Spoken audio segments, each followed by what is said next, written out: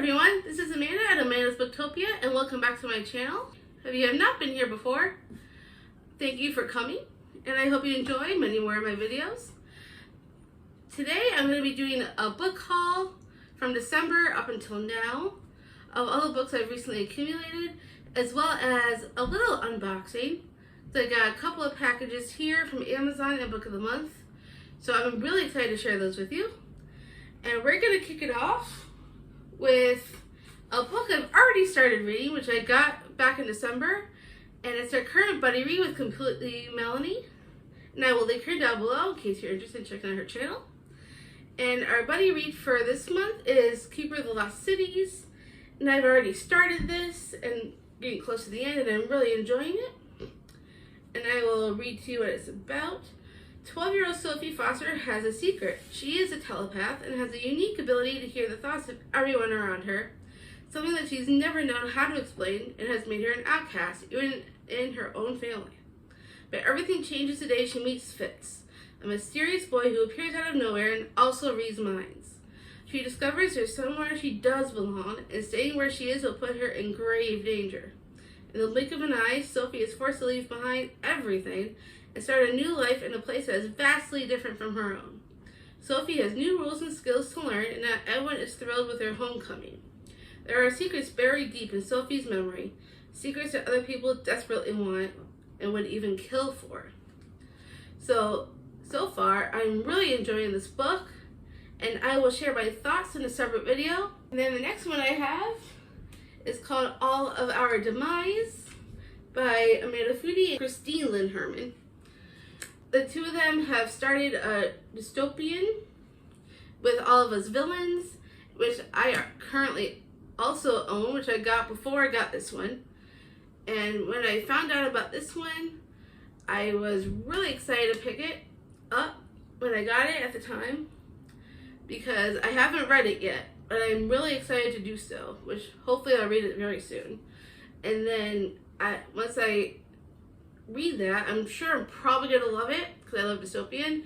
And so I grabbed the second one, and I'm not going to read the description on this one just because there might be some spoilers in there. However, I will grab the other one and read you that, All of Us Villains. And that one's about every generation at the coming of the blood moon, 7 families in the remote city of Ilvernath each name a champion to compete in a secret tournament to the death. The prize?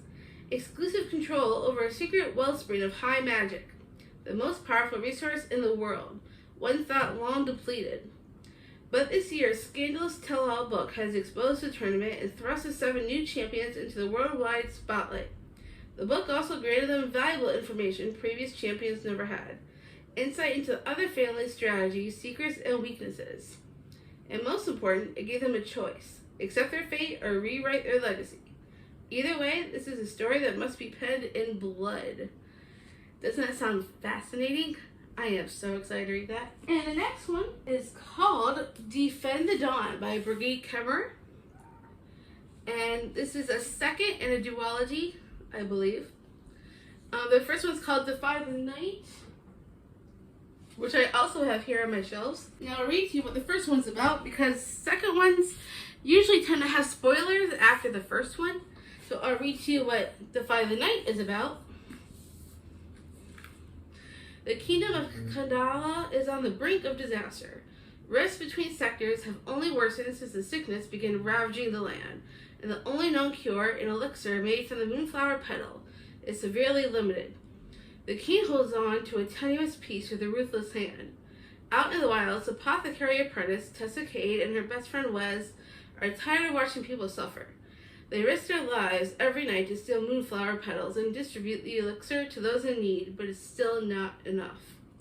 As rumors spread that the cure no longer works and sparks of rebellion begin to flare, a particularly cruel act from the king's justice makes Tessa desperate enough to try the impossible: sneaking into the palace. But what she finds on the inside makes her wonder if it's even possible to fix Kandala without destroying it first. And that sounds fascinating. I love fantasy, and I'm real excited to read that, as well as Defend the Dawn. And that's one this one I've gotten before December, but Defend the Dawn I did get in December. So I gotta tell you about the first one, obviously, before I can even explain the second. And for the next one, we have The Circus Train by Amita Parikh. It is one of the Book of the Month Club books. If you're interested in the service at all, I will link down below my referral code if you want to try it out. It's a lot of fun, and you get new books every month. The first credit's free, and then you pay for any add-ons you choose to do. And this is a historical fiction, which is based in 1938 during World War II, and I will tell you a little bit about this one. Lena Papadopoulos has never quite found her place within the circus, even as the daughter of the extraordinary headlining illusionist Theo. Brilliant and curious, Lena, who uses a wheelchair after a childhood bout with polio, yearns for the real-world magic of science and medicine, her mind stronger than the limitations placed on her by society. Then her unconventional life takes an exciting turn when she rescues Alexandra, an orphan with his own secrets and a mysterious past. As World War II escalates around them, their friendship blossoms into something deeper, while Alexandra trains as the illusionist's apprentice. But when Theo and Alexandra are arrested and made to perform in a town for Jews set up by the Nazis, Lena is separated from everything she knows. Forced to make her own way, Lena must confront her doubts and dare to believe in the impossible herself. I love circuses, I love historical fiction, especially stuff from World War I and II, so I cannot wait to read this one. And then the next one is another Book of the Month Club book. It is called The Lost Apothecary by Sarah Penner. And I'm actually going to be reading this one coming up sometime during the year for Buzzwordathon by Books and Lala. And I will link her down below if you're interested in checking out her channel. I'll read to you what this one is. Hidden in the depths of 18th century London, a secret apothecary shop caters to an unusual kind of clientele. Women across the city whisper of a mysterious figure named Nella, who sells well-disguised poisons to use against the oppressive men in their lives. Nella's dark world is no place for her newest patron, a precocious 12-year-old girl named Eliza Fanning. But their unexpected bond sparks a string of consequences that echoes through the centuries. 200 years later, aspiring historian Caroline Parswell discovers an aged apothecary vial in the River Thames. As she is newly grappling with the searing betrayal of her husband's infidelity, a curious research project is exactly the distraction Caroline needs. But when she discovers a link between the vial and London's long unsolved apothecary murders, Caroline's upended present soon collides with an explosive history, binding her fate to Nella's and Eliza's in a stunning twist that transcends the barrier of time. I did pick this one up when I first started Book of the Month Club, which is basically the end of November going into December at the time. It was right around, I believe, Black Friday. I know normally I was going to include books just from December, but because this was pretty close to December, I'm going to go ahead and let you guys see this one. And I am so excited to read this, and I will be reading it during the year, so we want to watch out for it. I'm excited. Another one I have is another Book of the Month Club book called Mercury Pictures Presents by Anthony Mara. And I believe this one is also historical. Yep, also from World War II. And this one sounded fascinating. I got it in December along with The Lost Apothecary. I picked them both at the same time, so this was one of my add-ons. Like many before her, Maria Lagana has come to Hollywood to outrun her past. Born in Rome, where every Sunday her father took her to the cinema instead of Mass, Maria immigrates to Los Angeles after a childhood transgression leads to her father's arrest. 15 years later, on the eve of America's entry into World War II, Maria is an associate producer at Mercury Pictures, trying to keep her personal and professional lives from falling apart. Her mother won't speak to her. Her boss, a man of many toupees, has been summoned to Washington by congressional investigators. Her boyfriend, a virtuoso Chinese-American actor, can't escape the studio's narrow typecasting. And the studio itself, Maria's only home in exile, teeters on the verge of bankruptcy. As the bright lights go dark across Los Angeles, Mercury Pictures becomes a nexus of European emigres, modernist poets trying their luck as B-movie screenwriters, once celebrated architects becoming scale model miniaturists, and refugee actors finding work playing the very villains they fled. While the world descends into war, Maria rises through a maze of conflicting politics, divided loyalties, and jockeying ambitions. But when the arrival of a stranger from her father's past threatens Maria's carefully constructed facade, she must finally confront her father's fate and her own. I cannot wait to read this. I am a big historical fiction reader, mostly from that time period, World War I and II, so I cannot wait to pick this one up. I hope you guys decide to try it out yourselves if you haven't already. And the next one we got is one that I just got yesterday from Amazon. And Completely Melanie, she's the one who brought this up to me one time when she was talking about some books that she had. And I was intrigued and decided to finally take the plunge and get it myself. And it's called Pretty Dead Queens by Alexa Dawn. At least I think that's how you pronounce it. And I believe this is some kind of thriller. And I will tell you what this one is. After the death of her mom, screwed cancer, 17-year-old Cecilia Ellis goes to live with her estranged grandmother, a celebrated author whose Victorian mansion is as creepy as the murder mysteries she writes. On the surface, life is utterly ordinary in the California coastal town, until the homecoming queen is murdered, and she's not Seaview's first pretty dead queen. With a copycat killer on the loose, Cecilia throws herself into the investigation, determined to crack the case like the heroines in her grandmother's books. But the more Cecilia digs into the town's secrets, the more she worries that her own mystery might not have a storybook ending. And I do love thrillers, so I am definitely excited to read this one. Hopefully it will be on my TBR sometime soon. This next one actually came from a friend that lives in this community with me. Her name is Nikki. She was giving out some books and she knows how much I like to read. So she gave me a couple of hers that I thought sounded interesting. This one is called Folded Notes from High School by Matt Boren. I had no clue what this one was, but after reading the back a little bit, I thought this could be fun to try. Most of the stuff in the book are mostly, seems to be letters going back and forth. So this should be interesting. On the back it says, the folded note, a popular form of communication in high schools across America in the 1980s and 1990s, providing a forum for friends and lovers alike to share their most intimate thoughts about the world, their teenage angst, and the twists and turns in their hearts. And it says the folded notes collected for this book represent correspondence surrounding one Tara Maureen Murphy. She was a senior at South High School from 1991 to 1992. So this should be interesting to check out, well, because I love books with letters in it.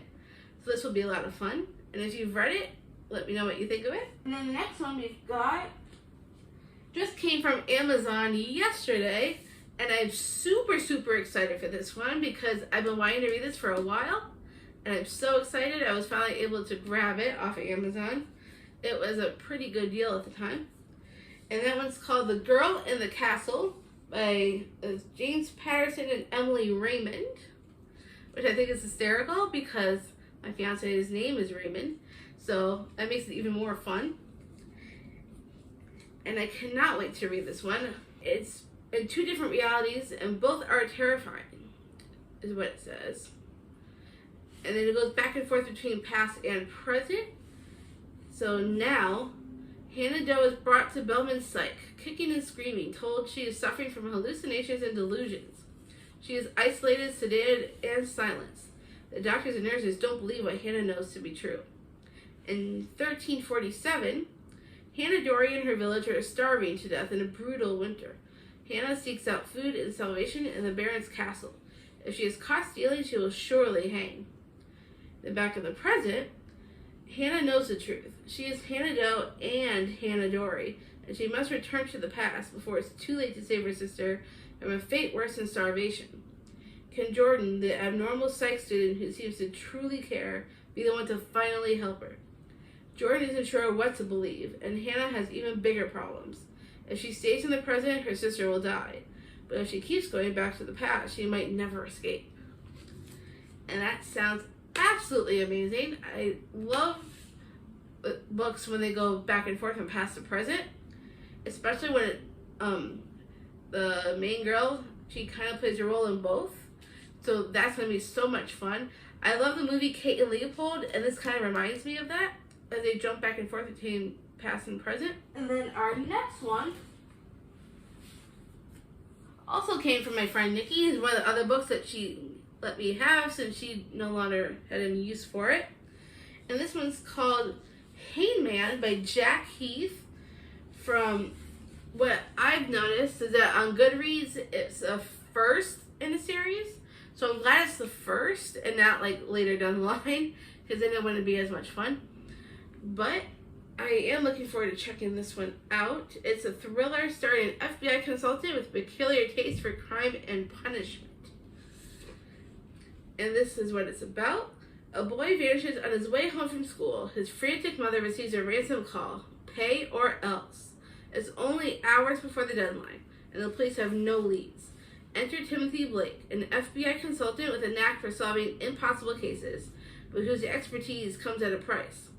Every time he saves a life, he takes one, trying to satisfy an urge he fears he can only control for so long. And this time, Blake may have met his match. The kidnapper is more cunning and ruthless than any he's faced before, and he's been assigned a new partner within the Bureau, a woman linked to the past he's so desperate to forget. Because he has a secret, one so dark he will do anything to keep it hidden.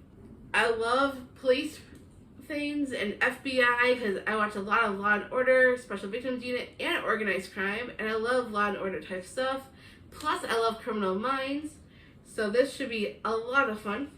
And then the next one we got is a bit of a memoir, just because I really enjoy this actress and I thought it'd be fascinating to read it. It's called Talking as Fast as I Can by Lauren Graham. I'm a huge fan of her from Gilmore Girls, and I love Gilmore Girls so much, I decided to check out this book myself. I got it off of Amazon not that long ago, and I was lucky to grab the last copy that they had left. So I was super excited about that. And then this one, she kind of looks back on her life, sharing laugh out loud stories about growing up, starting out as an actress, and years later sitting in her trailer on the Parenthood set and asking herself, did you make it? So she opens up about her life and what it's been like being an actress, and I am so excited to read this. I hopefully will get it on a TBR very soon. And then the next book that I have is called Every Summer After by Carly Fortune. I know coming out in 2023, she has a second book in the series coming. And because I've heard so many good things about it, I decided to get it myself and see what I think about it. So I am really excited for this one because I'll be reading it for Buzzwordathon this year. And I'll tell you what it's about. They say you can never go home again, and for Persephone Fraser, ever since she made the biggest mistake of her life a decade ago, that has felt too true. Instead of spending glittering summers on the lake shore of her childhood, she stays home in a stylish apartment in the city, keeping everyone a safe distance from her heart, until she receives a call that sends her racing back to Barry's Bay and into the orbit of Sam Florrick, the man she never thought she'd have to live without. For 6 summers, through hazy afternoons on the water and warm summer nights working in his family's restaurant, Percy and Sam have been inseparable. Eventually, that friendship turned into something more before it fell spectacularly apart. When Percy returns to the lake for Sam's mother's funeral, their connection is as undeniable as it has always been. But until Percy can confront the decisions she made, they'll never know whether their love is bigger than the biggest mistakes of their past. Told over the course of 6 years and 1 weekend, Every Summer After is a gorgeously nostalgic look at love and the people and choices that mark us forever. And this sounds so good. I love contemporary stories, so this will be a lot of fun. I am looking forward to reading it. And for our next book, I just got this like a week or two ago. And that is Maybe in Another Life by Taylor Jenkins Reid. I have one of her other ones, The Seven Husbands of Evelyn Hugo. Haven't read that one yet, but at some point I will. And I was reading the description for this one, and this one sounds just as fascinating. It goes kind of in between, like, this girl named Hannah Martin. She doesn't know what she wants to do with her life, and she has lived in 6 different cities and has held countless meaningless jobs since college. But on the heels of a disastrous breakup, she has finally returned to her hometown of Los Angeles. To celebrate her first night back, her best friend Gabby takes Hannah out to a bar where she bumps into her high school boyfriend, Ethan. And it's just past midnight when Gabby asks Hannah if she's ready to go. Ethan quickly offers to give her a ride later if she wants to stay. So Hannah hesitates. What happens if she leaves with Gabby, or what happens if she leaves with Ethan? So in concurrent storylines, Hannah lives out the effects of each decision. So it goes back between 2 parallel universes. Kind of like that show Ordinary Joe. I watched a little bit of that show and was kind of interested, but I never actually finished watching the show. However, I am really looking forward to reading this. So I'm hoping to read this very soon. And then the next one I have is called Truly Devious by Maureen Johnson. I have heard so many people love this series, and I finally decided to take the plunge and buy the first one because I have never read it, but I've heard so many great things. And this one's about the Ellingham Academy is a famous private school in Vermont, founded by an early 20th century tycoon for the best and brightest students around. When Ellingham's wife and daughter were kidnapped, the only clue was a mocking riddle listing methods of murder, signed with a frightening pseudonym, Truly Devious. Their disappearance became one of the great unsolved crimes in history. Many years later, true crime aficionado Stevie Bell is set to begin her first year at the academy, and she is determined to solve this cold case. That is, she will solve it when she gets a grip on her demanding new school life and her housemates, the inventor, the novelist, the actor, the artist, and the jokester. But Truly Devious makes a surprise return. The past has crawled out of its grave, and someone has gotten away with murder. And that sounds absolutely fascinating. I cannot wait to read this, because I've heard so many good things, and now I'm finally going to get a chance to read it myself. Hopefully very soon. Then the next one I have gotten at Target somewhat recently, and I was really excited to try this one when I read the description, because it's something I haven't genre I haven't really read in a long time. However, I do enjoy this genre, so I'm excited to go back to it. This one's called Come Out, Whatever You Are. It's kind of hard to read the R because of the Target sticker. However, I can't wait to read this, and this is what it's about. On the reality show It's Behind You, 5 contestants competing for prize money must survive the night in the dark and dangerous Umber Gorge caves, rumored to be haunted by the Puckered Maiden, a ghost who eats the hearts of her victims. But is it the malevolent spirit they should fear, or each other? As the production crew ramps up the frights, tensions rise, and the secrets of the cast members start coming to light. Each of these teenagers has hidden motives for taking part in the show. Could one of them be murder? So there could be some horror elements to this. So I am so excited to go back into ghost stories again. I don't know if it's going to be centered around thriller elements or horror, but there could be a mix of both. So I am very excited to read this one. The next one I got at the same time as that previous book, also from Target, and it's called Drunk on Love by Jasmine Guillory. I think I pronounced that right. And this is a standalone romance. I have heard lots of great things about it, so I decided to try it out for myself. And this is what it's about. Margot Noble needs some relief from the stress of running the family winery with her brother. Enter Luke, sexy, charming, and best of all, in the too small world of Napa, a stranger. The chemistry between them is undeniable, and Margot is delighted that she lucked into the perfect one-night stand she'll never have to see again. That is, until the winery's newest hire, Luke, walks in the next morning.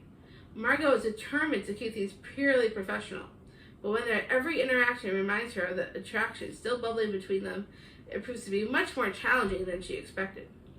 Luke Williams had it all, but when he quits his high-salary tech job in Silicon Valley in a blaze of burnout and moves back to Napa to help a friend, he realizes he doesn't want to tell the world or his mom why he's now working at a winery. His mom loves bragging about her successful son. How can he admit that the job she's so proud of broke him? Luke has no idea what is next for him, but one thing is certain. He wants more from the incredibly smart and sexy woman he hooked up with, even after he learns she's his new boss. But even if they can find a way to be together, that wouldn't be an ethical nightmare. Would such a successful woman really want a tech world dropout? Set against the lush backdrop of Napa Valley wine country, nothing goes to your head as fast as a taste of love, even if it means changing all your plans. So that sounds really interesting. I do like a good romance, and I haven't read very much in a while, so I'm going to try and hopefully read this one at some point during the year. Then the next one also came from Target as well, and I've been super excited to finally get it. It has been a long-awaited, anticipated read of mine that I still haven't picked up yet, but I do want to because I am going to be reading it for Completely Melanie's TBR Knockout for coming up in a few months, and I am so excited to finally read it, and that is I'm Glad My Mom Died by Jennette McCurdy. And I'm sure this has been given a lot of, well, some criticism for somewhat, and then there's also been a lot of great things I've heard about it. I know a lot of people really don't like the title, I'm Glad My Mom Died. I know it sounds horrible, but I love Jennette McCurdy. I loved her in iCarly. And I cannot wait to read this. So this is one of my highly anticipated reads for this year. I might at some point do a highly anticipated video, but this is one I'm still looking forward to the most. I'm sure I don't need to tell anybody what this one's about, but for those who don't know, Jennette had a very hard relationship with her mom, and life did not go easy for her, and so there's been a lot of trials and tribulations with their relationship. So this is about Jennette growing up with her mom and what that's been like, and I cannot wait to read it. And yes, I cannot say, there's so much I could say about this, but this might actually be another 5-star prediction for me as well, so we'll see what happens. And then the next book we have is one I got off of Amazon somewhat recently, and that is called Wait For Me by Sarah Shepard.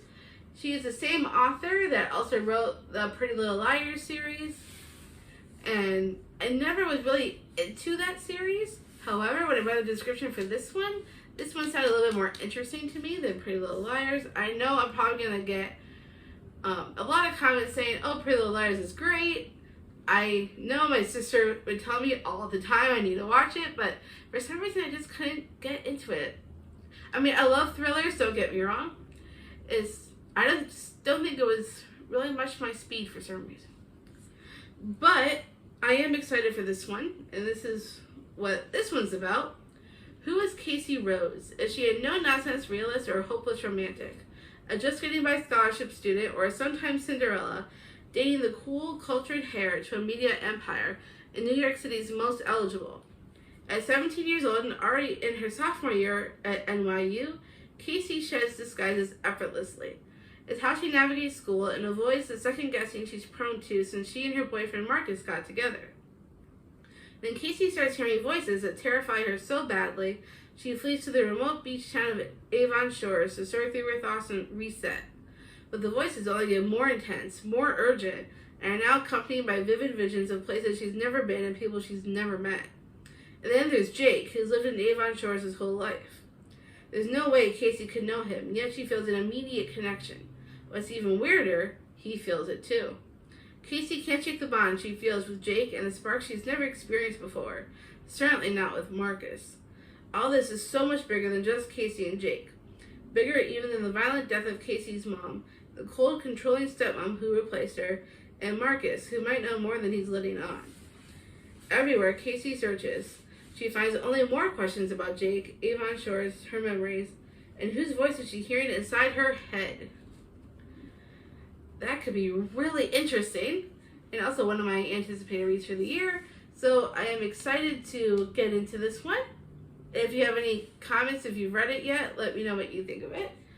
Obviously no spoilers, because I don't want to know the ending just yet. And the next one is I got in the same package as the Sarah Shepard book.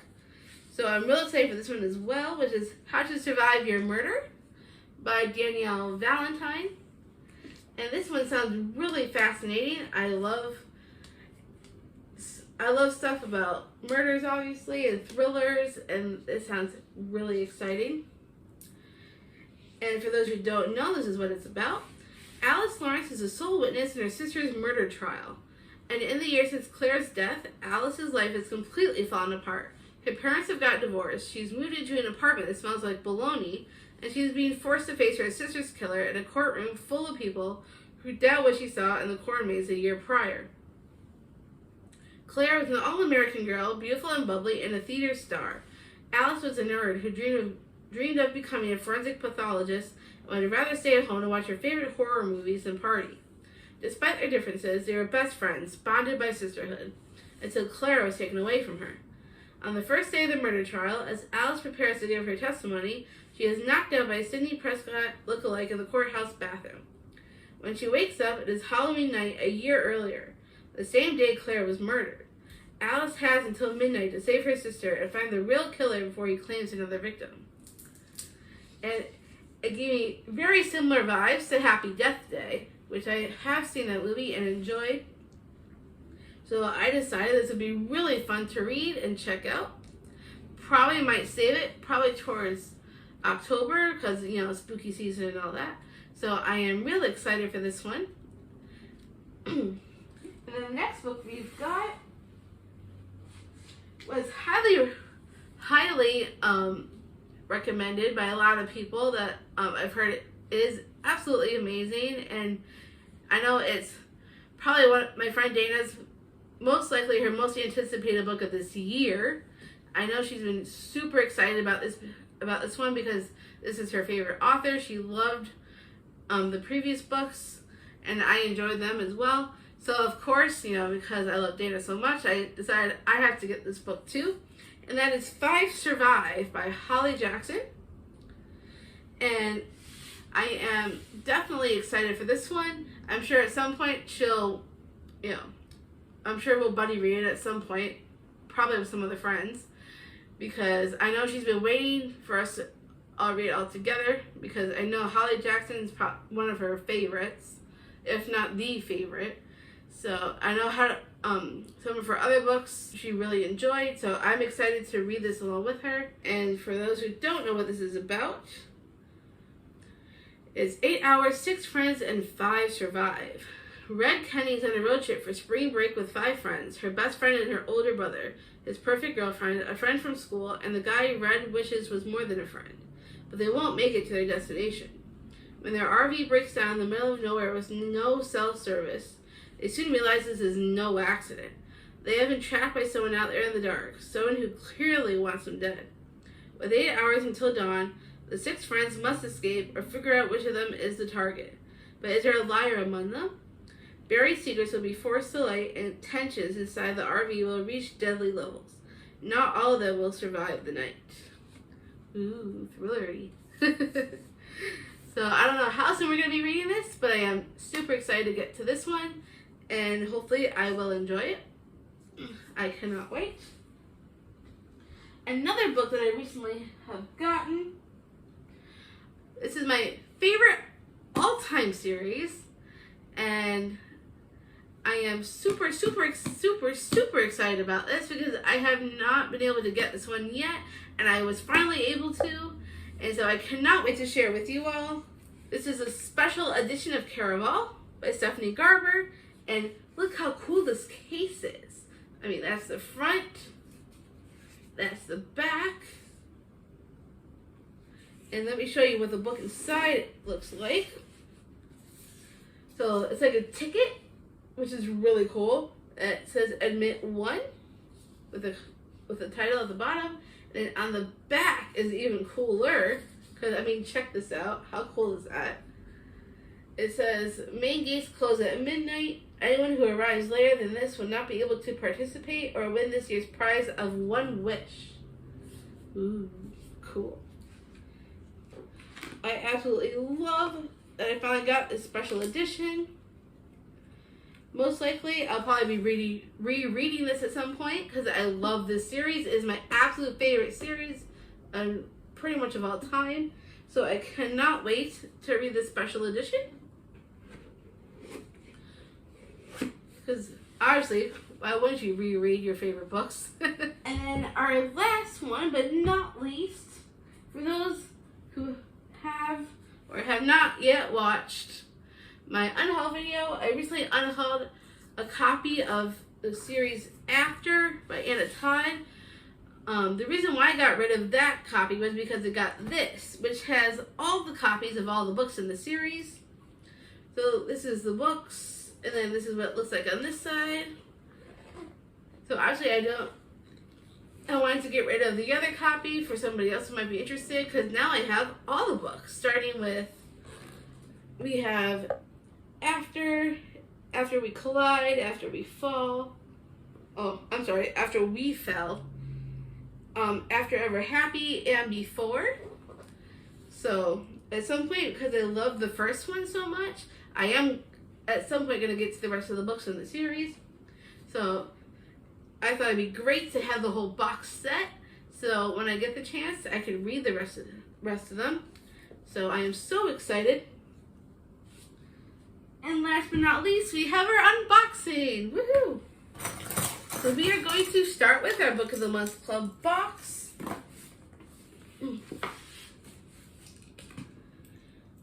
I'm using my fiance's keys to open it because I could not find my scissors, or my own keys for that matter. I mean, I'm sure it's in my bag somewhere deep down at the bottom that I can't reach, so I'm just going to use his for right now.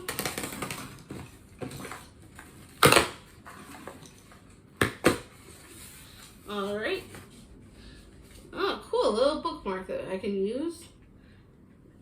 I'm a friend now. Welcome to the friend zone in a good way.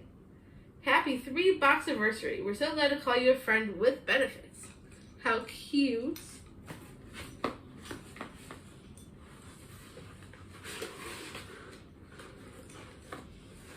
Before I reveal the books, I think there's something here at the bottom. Or is it just a box?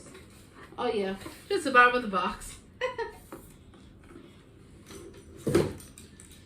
And so the first one we've got is Hellbent by Leigh Bardugo.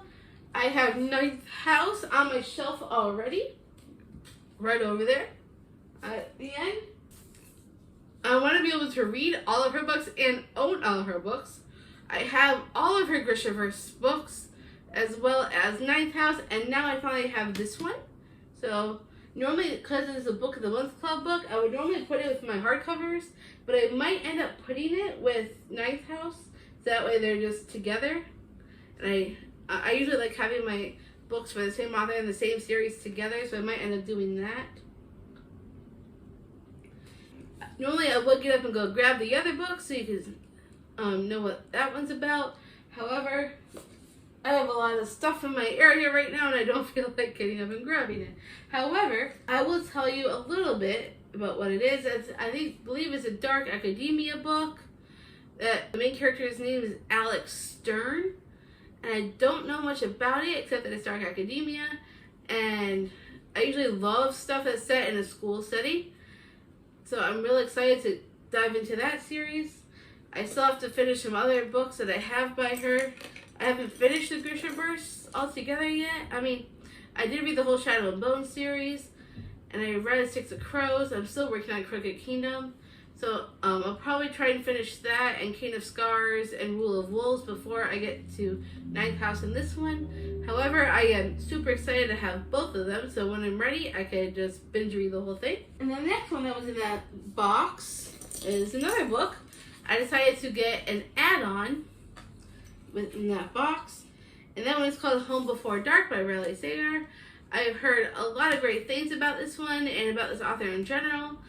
I know some of his books are a little bit hit or miss for some people. However, this one is horror, and I'm excited to go back into horror again, which I haven't read in a while, so I'm really excited about it. Maggie Holt doesn't believe in these things, even though they are the details of the story that make her family famous. 25 years ago, she and her parents, Ewan and Jess, moved into Bainbury Hall, a rambling Victorian estate in the Vermont woods. They spent 20 days there before fleeing in the dead of night, an ordeal Ewan later recounted in a horror memoir, House of Horrors. His tale of ghostly happenings and encounters with malevolent spirits became a worldwide phenomenon, rivaling the Amityville horror in popularity and skepticism. Maggie has lived her life in the shadow of her father's book, so when she inherits Bainbury Hall after his death, she returns to renovate the house to prepare it for sale. However, her homecoming is anything but warm.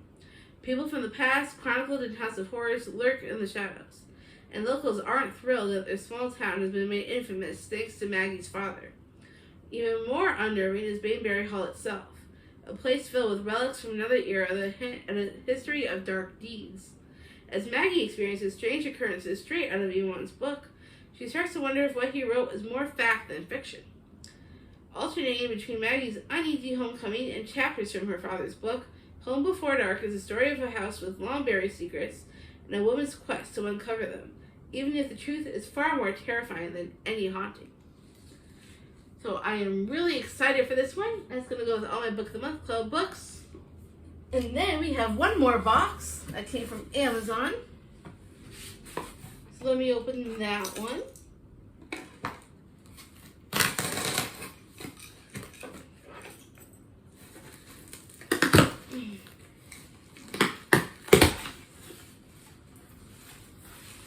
Oh, now I'm really excited because this is another highly anticipated book of the year for me.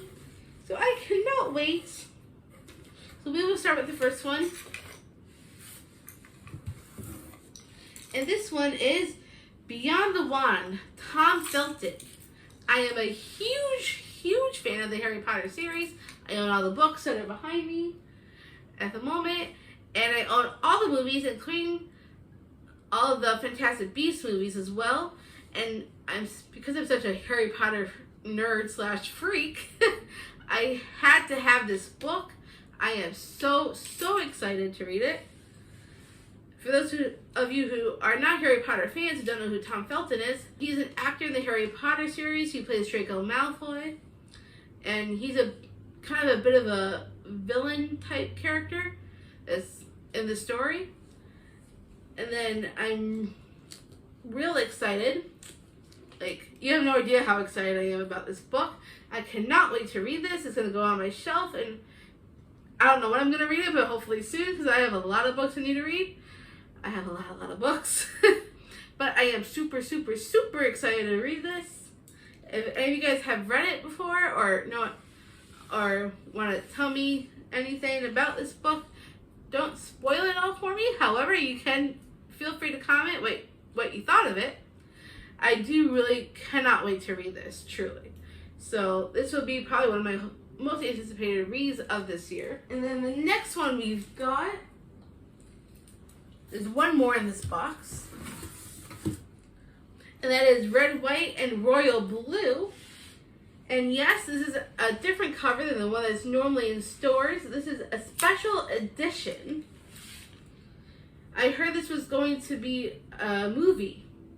And so I figured I should read it before I see the movie. This is kind of what it looks like. If you peel back the cover, you see that in the front, which is really cool. And here is the back, which is also really cool. I love special editions. Can't help myself. This is kind of what the end pages look like. At least on that side. And then on this side, the end pages look like this, which is also really cool. When his mother became president of the United States, Alex Claremont Diaz was promptly cast as the American equivalent of a young royal. Handsome, charismatic, genius, his image is pure millennial marketing gold for the White House. There's only one problem. Alex has a beef with an actual prince, Henry, across the pond. And when the tabloids get hold of a photo involving an Alex-Henry altercation, U.S.-British relations take a turn for the worse. Heads of family and state and other handlers devise a plan for damage control, stage a truce between the two rivals. When it first begins as a fake, Instagrammable friendship grows deeper and more dangerous than either Alex or Henry could have imagined. Soon, Alex finds himself hurling into a secret romance with a surprisingly unstuffy Henry that could derail the campaign and upend two nations. And yes, those were two guys, so it's an LGBTQIA plus book, and I do love those kinds of romances as well, so I am super excited for this one, and I cannot wait to get into this whole special edition going on here. I love special editions, in case I haven't said that already. So this will be going on my shelf along with my other books. And that is everything I have for you today. Thank you for coming to Amanda's Booktopia, and I cannot wait to see you all in the next video.